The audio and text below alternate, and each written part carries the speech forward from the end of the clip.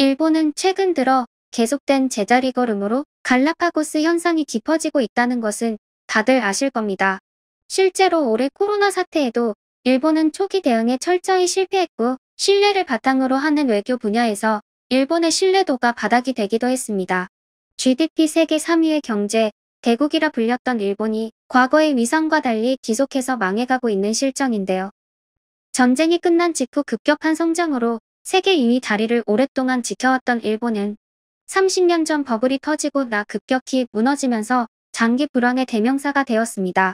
일본은 붕괴돼버린 자신들의 경제를 회복시키기 위해 자국의 국민들을 미친 듯이 굴렸지만 전혀 효과를 보지 못하고 국민 또한 의미 없는 노역뿐이었다고 합니다.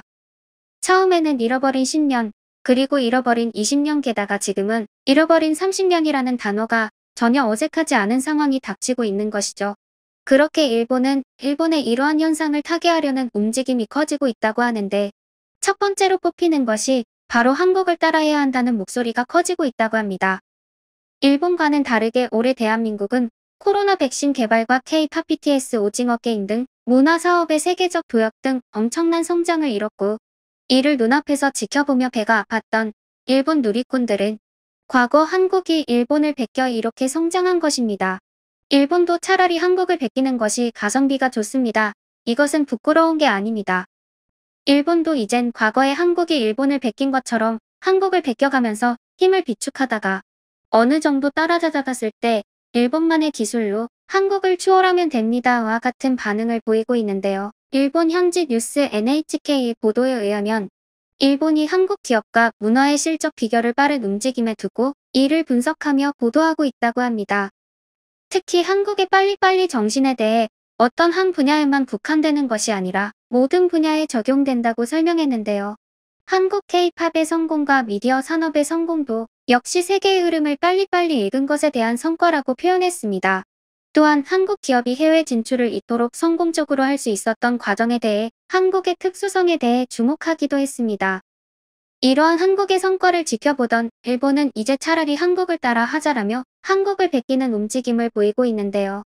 게다가 일본의 문화사업 또한 보태되기 시작하자 한국 드라마와 영화의 리메이크를 하려는 움직임도 보이고 있습니다. 이러던 중 일본이 오징어 게임을 따라잡겠다고 발표한 넷플릭스 배급 작품이 바로 한국 작품의 리메이크 작품인 것이 뒤늦게 알려져 일본이 엄청난 창피를 당하기도 했습니다. 한국의 문화뿐만이 아니라 한국과 일본의 디지털화에 관한 차이도 주목받고 있으며 한국의 디지털화를 베껴야 한다는 주장도 나오고 있는데요. 일본 현지 뉴스 NHK의 보도에 의하면 유엔은 2년마다 전자정부 순위를 발표하고 있습니다. 2020년 발표된 자료를 확인해보면 총 193개국 중 일본은 14위에 위치했고 이는 꽤 좋은 성적을 받았다고 전했습니다. 그러나 한국은 2위라고 밝히면서 한국과 일본의 디지털화에 관한 차이를 설명하고 나섰죠. 그러면서 전자정보 순위 지수의 구성 요소 중 하나인 온라인 서비스 지표를 확인해보면 일본은 13위에 그쳤고 한국은 1위라고 설명했습니다. 이에 결코 일본의 순위가 세계에서 낮은 축에 속하지는 않습니다. 그러나 한국과 비교했을 때 여전히 너무 낮은 수치를 보여주고 있죠? 라고 강조하면서 한국이 부러운 듯한 내용을 기사에 담고 있었습니다. 동시에 자신들의 정부가 그동안 해왔던 행동에 대해 부끄러워하는 모습도 비쳤는데요. 팩스, 도장 등 디지털화가 전혀 되어 있지 않던 일본은 한국의 디지털 행정 시스템을 따라잡겠다며 지난 1일 디지털 행정 개혁을 주도할 디지털청을 공식적으로 발표 후 출범하게 되었습니다. 디지털청은 디지털 개혁 관련 행정 온라인화 등 업무 전반에 걸쳐 다른 부처의 디지털 관련 업무 내용을 검토하며 문제가 있는 부분을 개선하는 역할을 수행할 예정이었고 일본 역사상 이례적으로 민간 출신의 인원을 선발하기도 했습니다. 그러나 매체에서는 한국에는 일본의 디지털청 같은 국가 전체의 디지털화를 목표로 하는 정부기관이 존재하지 않는다고 지적했고 그럼에도 불구하고 한국은 국가 전체의 디지털화가 일찍이 진행되었다고 경고하고 나섰습니다. 그리고 현재 한국이 국가 전반에 걸쳐 이렇게 디지털화를 이룰 수 있었던 대표적인 원인에는 국민 모두가 주민등록번호를 갖고 있으며 이로 인하여 행정 관련 정보를 포함해 개인 정보까지 일괄적으로 연결되어 관리가 이루어지고 있다는 것인데요. 물론 현재 일본 국민들 역시 개인 번호를 갖고 있긴 하지만 한국과 반대로 민간 정보 및 행정 정보에 충분한 커넥팅이 되어 있지 않았고, 이 차이가 결국 한국과 일본의 디지털화의 차이점이라고 설명했습니다. 그렇기 때문에 일본은 한국을 따라서 민간 정보와 행정 정보를 연결할 수 있는 시스템망을 만들어야 할 것이라고 하며, 한국의 사회복지통합관리망을 보고 심지어 베끼기라도 해야 한다는 지적도 했습니다. 일본 매체는 우선적으로 한국의 주민등록번호를 설명했습니다. 주민등록번호란 주민등록법에 의거 한국 국민들이 개인별로 총 13자리의 번호를 부여받는 것이라고 설명했습니다. 그리고 주소가 바뀔 때마다 번호가 바뀔 것으로 예상하지만 출생부터 사망할 때까지 번호가 바뀌지 않는다고 설명했죠. 또한 한국인들은 얼굴 사진, 이름, 지문, 주민등록번호, 그리고 주소가 기입된 주민등록증을 성인이 되면 발급받게 되는데, 이것을 통하여 기업이나 지방단체 등이 개인의 신분을 확인할 수 있고, 토지 등기 작업, 자동차 등록, 세금 납부 그리고 은행 계좌 개설과 같은 여러 가지 수속 업무를 하기 위해서는 이 주민등록번호가 반드시 필요하며, 주민등록번호는 개인의 이름과 함께 반드시 함께 등록될 정도로 널리 사용화된 것이라고 보도했습니다. 그리고 다시 한번 이 모든 것을 일괄적으로 편하게 관리할 수 있는 사회복지통합관리망을 재조명했습니다. 그리고 해당 시스템은 보건복지부가 대표로 관리를 하고 있지만, 정부와 민간 단체들이 갖고 있는 재산 자료와 개인의 소득 및 복지 서비스 이력 등의 협력이 이루어지고 있는 점을 강조했습니다.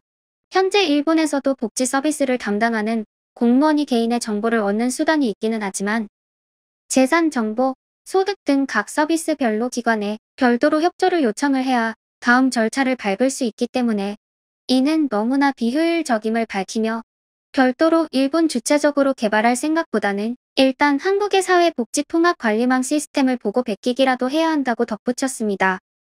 또한 사회통합관리망 시스템은 재산 정보와 소득을 동시에 표준화했고, 복지 서비스를 받은 사람의 정보를 쌓아두고, 그렇게 되면 관련 담당자가 어렵지 않게 열람하여 일본이 그동안 거쳤던 절차들이 비약적으로 단축되어 빠르고 효과적일 것이라고 강조했습니다. 그러면서 하나 예를 들었는데요. 한국의 제도 중 하나인 국민기초생활보장제도를 언급하면서 관련 신청이 있는 경우에 본인이나 부양 의무자의 가구 소득 및 재산에 대하여 간편하게 조사하고 혜택 여부도 빠르게 판단할 수 있으며, 또한 예전에 관련 수급이 있었는지까지 빠르게 세대의 재산과 소득을 파악할 수 있다고 전했습니다. 이렇게 한국처럼 하나의 통합 시스템으로 관리를 하게 된다면 과거에 사회 서비스를 수급한 기록이 있는지, 재산과 소득은 얼마인지 개인의 정보를 하나의 시스템을 통하여 통합해 관리할 수 있으니 이는 굉장히 혁신적이라고 평가했습니다.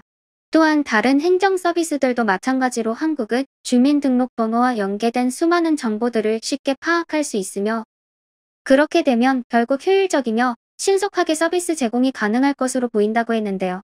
그러면서 끝으로 일본은 아직 한국과 비교하기엔 시스템의 구축 환경이 너무 뒤떨어지며 한국을 따라잡기 위해서는 한국을 따라해야 한다고 강조했습니다. 오늘 제가 준비한 소식은 여기까지입니다. 지금까지 시청해주셔서 감사합니다. 구독과 좋아요는 더 나은 영상을 만드는 데 큰 힘이 됩니다. 감사합니다.